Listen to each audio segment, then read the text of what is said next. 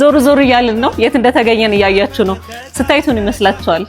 ኬክ አይደለም፣ ቸኮሌት በትዕዛዝ የምታዙበት የምትፈልጉትን አይነት ዲዛይን፣ መጠን እንደዚሁም ደግሞ የራሳችሁ ብራንድ የሆነ ሎጎዋችሁ ጭምር በትዕዛዝ ማሰራት የምትችሉበት ለተለያየ ዝግጅት ቸኮሌት የምታገኙበት ቆንጆ ጊፍት ዌይ የተሰኘ ቤት ውስጥ ነው የምንገኘው። ቦሌ ሚኒ አካባቢ ስትመጡ በብዙ አማራጮች ታገኛላችሁ።